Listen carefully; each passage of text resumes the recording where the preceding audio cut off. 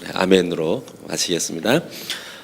뒤에도 계속적으로 이제 진멸한 성읍을 취하고 칼날로 쳐서 그 중에 모든 사람을 당일에 진멸하여 바쳤으니라고 하는 것이 반복되어서 나옵니다. 우리는 함께 OIB 성경 OIB를 하면서 이제 2달을 넘게 보냈습니다. 맨 처음 창세기 하나님의 천지 창조에서부터 시작해서 인간의 불순종으로 인한 이 타락의 역사를 거치고 아브라함이라고 한 사람을 하나님이 택하고 이제 민족을 이루어가는 과정. 그 속에서 드라마틱하기보다는 오히려 기적적이라고 볼 수 있는 일들 이야기가 흥미진진하게 이어져 왔습니다. 이 세상에 어떤 누구보다 하나님과 가까이 한 마치 백성들에게 신처럼 보이기까지 했던 모세, 또 모세 이야기를 보았고요. 또 모세가 얼마 전에 이제 죽고 그 자리를 이제 여호수아가 대신 이제 차지하고 그가 백성을 이제 이스라엘 민족을 이끕니다. 이끌자마자 이제 하나님의 전쟁, 가나안 정복 전쟁 역사가 이제 시작되는 것이죠. 자신보다 훨씬 뛰어난 문명이 그들 앞에 있었습니다. 잘 짜여진 군대와 훨씬 더 좋은 무기, 청동기 시대를 거쳐갔던 그 시대에 있었지만 이미 가나안 땅은 이미 철기 문명이 이미 들어와 있었습니다. 시작되고 있었던 무기의 엄격한 차이가 있었음에도 불구하고 하나님의 그 정복 역사는 쉬지 않고 끊임없이 이어지고 있는 것이죠. 신앙 하나로, 믿음 하나로 어쩌면 무모한 도전이라고도 볼 수 있는 그런 도전을 펼쳐지는 역사가, 그러한 이야기가 펼쳐진 역사가 여호수아 기회입니다. 초롱성 같은 여리고를 넘어서 아이성을 우여곡절 끝에 점령하고 이제 가나안 지역에 허리를 치고 들어왔죠. 여리고성은 가나안 지역의 허리와 같은 곳입니다. 허리를 치고 들어와서 갑자기 가나안 땅의 중심부로 향하여 들어오는 이스라엘 민족으로 인해서 전쟁의 그 양상이 전면전을 띠게 되어지고 가나안 땅 전체가 이제 두려움과 그 위협 속에 휘말리게 되는 그런 이야기가 있습니다. 이야기가 펼쳐집니다. 이스라엘의 그 놀라운 그 위세에 9장에서는 가나안 땅에 거주하던 족속 중에 히위 족속이며 강성한 하는 곳에 따라 있었던 사람인 누굽니까? 기브온 사람들이 다 속임수로 그들의 목숨을 부지한 이야기가 우리 바로 앞에 9장의 이야기가 있습니다. 오늘 읽은 10장의 이야기는 무엇입니까? 가나안 땅을 기점으로 하면 여리고가 허리죠. 예루살렘을 아래쪽으로 그 가나안 땅의 남부에 해당하는 그 5 왕들의 이야기가 나옵니다. 이제 배신한 기브온을 치려고 할 때, 배신할 때 이스라엘이 그들을 돕는 이야기가 나오는 것이죠. 8절을 보면 때 여호와께서 여호수아에게 이르시되 그들을 두려워하지 말라. 내가 그들을 내 손에 붙였으니 그들의 한 사람도 너를 당할 자가 없으리라 나와 있고, 10절에는 여호와께서 그들을 이스라엘 앞에 패하게 하심으로 되어 있고, 11절에도 여호와께서 하늘에서 큰 우박을 아세아에 이르기까지 내리우심에 그들이 죽었으니 이스라엘 자손의 칼에 맞아 죽은 자보다 우박에 죽은 자가 더 많았다, 이렇게 표현하고 있습니다. 우리는 대개 이스라엘의 그 입장에 서 있죠. 그래서 그들의 입장에서, 그들의 시점에서, 그들의 관점에서 이야기를 봅니다. 이 사건을 봅니다. 그렇기 때문에 승리하는 이 대목에서 안심이 되고 또 기쁨이 되고 즐거움이 있죠. 우리는 이스라엘 입장에서 보기 때문입니다. 그런데 일반적인 접근으로, 그러니까 신앙으로서가 아닌 제3자의 접근, 불신자의 관점에서 이 사건들을 보게 된다면 어떻게 보일까요? 얼마 전 TV나 다른 뉴스에서 어떤 일본인 작가에 대한 사건이 나온 일이 있습니다. 무라카미 하루키, 흔히 상실의 시대 작가로 알려진 작가입니다. 그러니까 그는 양심적인 작가로 잘 알려져 있죠. 일본이 사죄를 할 때 이미 일본 사람들은 충분히 사죄했다라고 하지만 이 하루키라고 하는 사람은 아니다, 상대방이 충분히 그 사죄를 받았다라고 할 때까지 일본은 계속해서 사죄를 해야 한다라고 하는 아주 양심적인 그런 자기의 의견을 표명했던 작가입니다. 그 사람이 요즘에 이 사람이 워낙 유명하고 또 존경을 받고 있고 또 노벨 문학상의 유력한 후보로까지 오르기도 하고 일본의 자랑이기도 한 작가이죠. 그런데 요즘에 일본의 우익들로부터 맹공을 당하고 있습니다. 매국노라고 하는 칭호를 받고 있죠. 그가 이제 4년 만에 작품을 하나 썼는데, 소설을 썼는데 기사 단장 죽이기라고 하는 소설입니다. 그 소설 가운데에서 이제 일본 우익들을 화나게 하는 그 대목이 하나 있는 겁니다. 그 난징 대학살이라고 하는 것을 언급하면서 그가 중국 측의 입장에 대해서 오히려 가깝게 기술했다라고 하는 것이죠. 난징 대학살에 대해서 이렇게 썼습니다. 일본군이 항복한 병사와 시민 10만 명에서 40만 명을 죽였다. 이렇게 기록한 것이죠. 난징은 명나라의 수도이기도 하고 순원이 신의 혁명으로 건설한 중화민국의 메카이자 수도였습니다. 중일 전쟁 때 이제 일본이 점령하죠. 일본이 군대를 동원해서 이제 항복한 군인들과 시민들을 30만 명 이상을 죽였다, 학살했다라고 중국 측은 주장하고 있습니다. 거기에 가깝게 하루키라고 하는 사람이 그의 작품에서 언급했다고 해서 그렇게 미운 털이 박히게 됐다는 그런 소식입니다. 그러한 하나의 뉴스입니다. 일본이 자신들의 어두운 역사를 숨기다 못해 부인하는 이유가 또 무엇일까요? 자신이 한 일이 부끄럽기 때문입니다. 중국이나 우리는 당한 쪽의 입장에서는 오히려 그 일이 분노가 일어나고 용서할 수 없는 일이기도 하기 때문이죠. 이러한 관점, 당한 자에 의한 관점 또는 제3자의 관점에서 이 여호수아를 읽으면 어떻게 보일까요? 구약의 하나님과 신약의 하나님이 굉장히 차이가 나는 것처럼 보입니다. 신약의 하나님은 사랑의 하나님으로 보이지만 구약의 하나님은 무서운 하나님으로 보인다는 것이죠. 그래서 많은 사람들이 이렇게 묻습니다. 사랑의 하나님이 왜 이렇게 잔인한 일을 명령하셨는가? 그런 일을 행하셨는가라고 하는 점이 믿지 않은 사람들이 묻는 질문입니다. 함께 읽은 10장 28절, 우리가 좀 뒤로는 많이 다 끝까지 읽지 않았지만 끝까지 계속해서 반복되는 무서운 단어 하나가 있습니다. 눈으로 얼핏 세어도 5번 이상 나오는 단어인데요. 반복되는 단어인데요. 그것은 바로 진멸이라고 하는 단어입니다. 그래서 오늘 설교 제목도 진멸입니다. 진멸. 다 죽이는 것이죠. 남녀노소, 어린아이, 늙은 노인까지 그냥 전쟁에 참여하지 않았더라도 일반 양민까지 다 죽이는 싹 씨를 말려버리는 것이 바로 이 진멸이라고 하는 단어입니다. 히브리어로 이 진멸은 헤렘이라는 단어인데요. 구약 성경에서 모두 한 80회 정도 언급하고 있습니다. 헤렘, 이 진멸은 하나님께 바치는 선물, 하나님께 바치는 물건이라는 뜻이 있습니다. 또는 재판에서의 판결이라는 뜻도 있고 마지막으로 모든 적을 몰살시키는 진멸, 남녀노소를 방문하고 다 죽이는 진멸, 이런 큰 뜻이 3가지가 있습니다.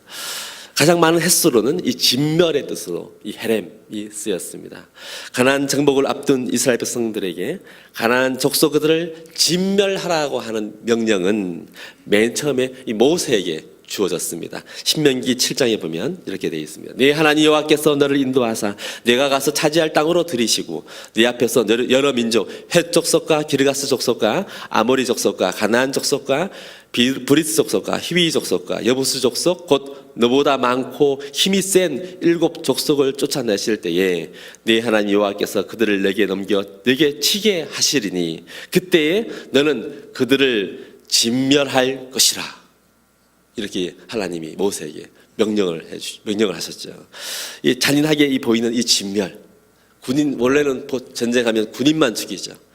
요즘 군대 전쟁사에도 군인만 죽여야지 선량한 양민을 죽이면 그 범죄 행위가 됩니다. 그런데 하나님은 그렇지 않았습니다. 다 죽이라고 했죠. 진멸하라고 했죠. 잔인하게 어쩌면 보여지는 이 진멸을 우리는 어떻게 해석할 것인가? 기독교인들에게 이 부분은 언제나 해석하기 어려운 부분이고 또 설명하기 어려운 부분이기도 합니다. 우리에게 이 부분을 어떻게 해석해야 될까요? 어떠한 의미가 있을까요? 중요한 문제입니다. 첫 번째, 우선은 이 헤렘, 이 진멸이 갖고 있는 의미를 바르게 알면 보다 해석하기가, 의미를 알기가 편해집니다. 짧은 시간이지만 다 우리가 의미를 알 수 없습니다. 간단하게만 보면 헤렘의 가장 중요한 이 원리는 여호와 전쟁, 하나님의 전쟁에서 얻은 모든 물건, 이 전리품은 다 하나님의 것이다, 여호와의 것이다 라고 하는 사상에서 출발합니다. 따라서 사람이 헤렘, 즉 진멸한 물건을 취하면 안 된다는 것이죠. 여호수아 6장 18절을 보면 너희는 온전히 바치고 그 바친 것 중에서 어떤 것이든지 취하여 너희가 이스라엘 진영으로 바치는 것이 되게 하여 고통을 당하게 되지 않도록 오직 너희는 바친 물건에 손을 대지 말라, 이렇게 되어 있습니다. 해석하면 오직 너희는 진멸할 것으로부터 스스로 주의해라. 그렇지 않고 너희가 진멸할 때에 진멸할 것을 취하면 너희가 이스라엘 진영으로 진멸할 것이 되게 하고 그곳에 고통을 초래하게 될 것이다, 이란 해석이죠. 만일에 어떤 사람이 이 헤렘, 이 진멸의 법을 범하면 그 범한 사람뿐만 아니라 온 이스라엘 진영이 헤렘, 곧 그 자체가 진멸의 대상이 된다는 뜻입니다. 아간으로 인해서 아이성 전투에서 처참하게 패배한 원인도 거기에 있었죠. 또한 이스라엘 초대왕 사울이 하나님께로부터 버림을 받은 이유도 바로 진멸할 대상이었던 아말렉을 그렇게 하지 못했던 그 잘못에서부터였습니다. 두 번째, 진멸하신 명령은 정착한 이후에, 가나안 땅에 정착한 이후에 이스라엘 민족의 삶과 관련되어 있습니다. 만약 진멸하지 않고 가나안 7 족속을 살려두게 된다면 이들의 갖고 있었던 우상 숭배와 같은 또 부도덕한 일들을, 그러한 잘못된 행위를 이스라엘 민족이 본받게 된다는 것이죠. 그래서 이스라엘 민족이 다 함께 멸망받을 수밖에 없는 그런 위치에 있게 된다는 것이죠. 너희가 만일 그 땅의 원주민을 너희 앞에서 몰아내지 아니하면 너희가 남겨둔 자들이 너희의 눈에 가시와 너희의 옆구리에 찌르는 것이 되어 너희가 거주한 땅에서 너희를 괴롭게 할 것이요. 민수기에 나와 있습니다. 이스라엘 역사를 보게 되면 결국엔 진멸 명령을 잘 수행하지 못합니다. 결국은 어떻게 됩니까? 그들의 우상 숭배를 그대로 따라 행하게 되고 북이스라엘과 남유다로 나누어지게 되고 결국엔 다 함께 망하게 되는 원인이 바로 거기에서 있다고 보면 될 것이죠. 세 번째, 가나안 정복이 갖는 모형론적 의미를 이해하게 되면 진멸을 보다 더 쉽게 설명하게 되고 해석하게 되고 이해하게 됩니다. 아브라함을 부르실 때에, 하나님이 아브라함을 부르실 때 왜 그에게만, 아브라함 너에게만 해당되는 복을 주겠다 하지 아니하고 왜 하나님은 만민이 너를 통해서 복을 받게 되겠다 이렇게 하셨을까요? 또한 하나님께서 왜 이스라엘 백성들을 애굽 땅으로 또 몰아넣으시고 그곳에 살게 해주셨을까요? 또 왜 그들을 인도하여서 또 이끌어 또 내셨을까요? 출애굽하게 하셨을까요? 왜 굳이 다른 길을 제쳐두고 홍해를 또 건너게 하셨을까요? 40년 동안 광야 생활을 하게 하신 또 이유는 무엇일까요? 또 하나님은 애굽을 정복해서 그곳 땅에 살게 하면 좋을 텐데 왜 하나님 그들을 이끌어내어서 가나안 땅으로 옮기셨을까요? 또 이런 모든 것에서 왜 하나님은 약속이라고 하는 이런 개념의 틀 안에서 이 모든 일을 행하셨을까요? 또 왜 예수라고 하는 이름을 가진 똑같은 이름 여호수아라고 하는 이름을 통해서 가나안 땅을 정복해 하셨을까요? 제가 다 질문으로 다 시작했지만 우리 사실 여러분들은 거의 다 그것에 대한 의미를 다 알고 있습니다. 저마다 하나님과 새롭게 된 사람들만이 이해할 수 있는 하나님의 새로운 이해의 틀, 우리가 이해하는 이해의 틀이 있다는 것이죠. 이것을 어려운 말로 모형이라고 할 수가 있습니다. 어떤 하나의 사건, 그 단편적인 모습뿐만 아니라 그 사건이 의미하는 다른 의미, 그것이 더 중요하다는 것이죠. 하나님께서 이스라엘 백성들을 애굽 땅에서 구원하시고 40년간 광야 생활을 통해서 훈련하신 후에 가나안 땅에 들어가게 하신 것은 어떤 의미가 있습니까? 새 언약 시대를 사는 우리를 위한 하나님의 하나의 삶의 모형을 제시해 주기 위함이죠. 출애굽 사건은 어떤 의미가 있습니까? 하나님의 백성들을 죄의 권세로부터 해방하시는 모형이라는 것이죠. 유월절, 특별히 유월절은 이스라엘이 무수히 반복하게 될 죄로 인한 제사 제도의 원형으로 완전한 제사의 메시아이신 예수 그리스도의 죽음을 통한 완전한 구원을 보여주는 귀중한 모형이 되는 것이죠. 바울은 홍해를 건넌 사건을 침례로 표현을 합니다. 침례 예표라고 표현합니다. 광야 생활 또 40년, 이것은 이스라엘 백성들이 겪은 시험들 그 모든 것이 우리가 겪으면서 우리의 삶 속에서 또한 겪을 수 있는 모든 시험의 모형이다라고 볼 수 있는 것이죠. 그들의 삶의 모습은 마치 우리 자신을 보는 것과 똑같습니다. 사도 바울은 이스라엘 백성들이 당한 시험을 많이 열거한 후에 우리에게 이런 경고로 결론을 맺습니다. 그들에게 일어난 이런 일은 본보기가 되고 또한 말세를 만난 우리를 깨우치기 위하여 기록되었느니라. 이스라엘 역사는 현 시대를 사는 우리들에게 있어서 본보기입니다. 모형입니다. 모세는 단 한 번의 실수로 가나안 땅에 들어갈 수가 없었습니다. 모세는 율법을 예표하는 인물이죠. 율법의 준수죠. 그래서 아무도 율법을 준수를 통해서는 아무도 천국에 들어갈 수 없다라고 하는 모형입니다. 히브리식 이름의 여호수아는 헬라어로 하면 헬라식 이름으로는 예수입니다. 여호수아가 가나안 땅으로 인도했듯이 새로운 여호수아인 예수가 우리를 천국으로 하나님의 나라로 인도하신다라고 하는 모형이 된다는 것이죠. 자, 이제 결론처럼 진멸이 갖는 모형, 진멸이 갖는 의미는 무엇일까요? 40년 광야 생활 후에 여호수아 인도하에 요단강을 건너서 가나안 땅을 정복하고 정착하는 것은 어떤 의미냐면 하나님이 통치하시는 하나님의 나라, 가나안 땅의 의미는 하나님의 새로운 통치가 있는 하나님의 나라를 의미합니다. 그러므로 이 진멸은 우상 숭배와 부도덕이 가득하여서 그래서 하나님의 통치를 도저히 받아들일 수 없는 죄악에 흠뻑 젖어 있는 그들, 이제 땅이 토해내버리고 싶을 정도로 타락한 일곱 족속이 하나님 나라의 영역에 함께 거할 수가 없다. 그래서 그들이 남아있는 한 가나안 땅은 하나님께 온전히 바쳐진 선물, 헤렘이 될 수가 없다. 그러므로 똑같은 의미인 헤렘, 진멸을 당할 대상이다 라고 하는 그러한 의미입니다. 짧은 예배 시간에 너무나 어려운 주제를 충분히 설명하지 못하지만 그럼에도 진멸과 관련되어서 짧게 우리에게 주시는 교훈이 있습니다. 첫 번째, 진멸하지 못했던 가나안 땅처럼 우리 마음속에는 수많은 진멸하지 못한 많은 것들이 옛사람이 아직도 남아 있습니다. 어떤 것이 있을까요? 많이 있죠. 미움, 시기, 질투, 욕심, 탐욕, 하나님을 대체하는 많은 우상들이 우리에게 아직도 가득히 있습니다. 둘째, 이스라엘이 강성했기 때문에 전쟁에서 이기고 진멸한 것이 아닙니다. 하나님께서 다 도와주셨습니다. 그들을 두려워 말라. 내가 그들을 내 손에 붙였으니 그들의 한 사람도 너를 당할 자 없으리라. 하나님이 그들과 함께 하셨기 때문에, 대신 싸워주셨기 때문에 이 모든 것을 몰아낼 수가 있는 것이죠.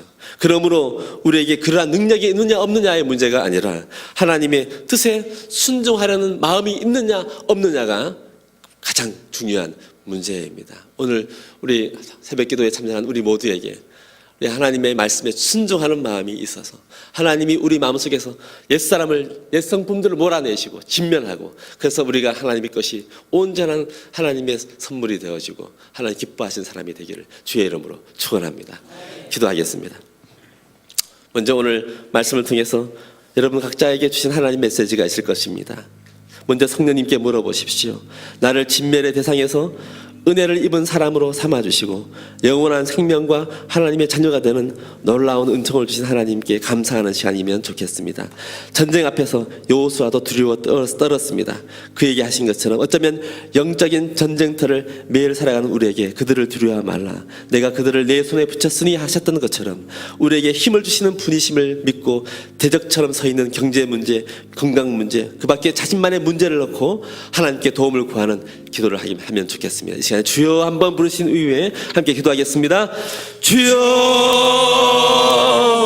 전능하신 하나님 아버지, 우리를 이 새벽에 부르시고 기도하게 하시고 하나님 말씀을 듣게 하시니 감사합니다. 하나님, 주님께서 우리와 함께 하시기 때문에 오늘도 우리가 넉넉히 살아갑니다. 주님, 우리를 부르셨기 때문에 하나님 음성을 듣고 하나님 메시지를 듣고 하나님 뜻을 또한 구하고 살아갈 수가 있습니다. 전능하신 하나님, 강력하지만 부족하지만 힘이 주셨고 하나님과 다 미물과 같은 자이지만 그러나 하나님이 주어서 함께 하셔서 이스라엘 백성들에게 하나님 그 불가능했던 그 모든 가나안 땅을 정복하게 하셨던 것처럼 오늘도 우리가 속한 모든 삶 속에서 하나님 우리와 함께 하시는 하나님으로 인하여서 우리는 날마다 승리할 수 있고 이길 수가 있습니다. 하나님 우리 각자에게 주시는 하나님 메시지를 이 시간 듣게 하여 주시옵소서. 성령님께서 각자에게 말씀하여 주셔서 아직도 집에 가시 못한 제가 이들 듣는 않은지 하나님 아직도 내버리지 못한 내 과거에 대해서 성품까지 돌아보게 하여 주시옵소서. 하나님 아버지 이런 모든 것들 하나님을 의지함으로 하나님 앞에 새로운 마음을 품고 하나님께서 우리를 다 이런 것에서 처리하시고 도와주시고 깨끗게 하시고 하나님 예수 그리스도의 피로 정결하시는 하나님 저희들이 경험할 수 있도록 인도하여 주시옵소서. 전능하신 하나님 아버지 하나님 분별할 것을 분별하지 못할 때 하나님 분별의 대상이 오히려 된다는 것을 우리가 보았습니다. 이제는 예수 그리스도로 인하여 새로운 관계가 되었지만 아직도 하나님은 우리에게 우리 하나님께 거룩하게 살 것을 요구하고 계십니다. 하나님 그렇게 합당치 못하게 살고 있는 부분이 어떤 것인지 저희들로 하여금 알게 하여 주시고 그런 삶의 모든 하나님 헛된 것과 올바르지 않은 것과 우성 숭배와 같은 것들 하나님을 대체한 경외의 대상을 대체했던 모든 것들을 하나님 저희들로 하여금 알 수 있도록 깨닫게 하여 주시옵소서. 말씀하여 주시옵소서. 그것이 무엇인지 알게 하여 주시옵소서.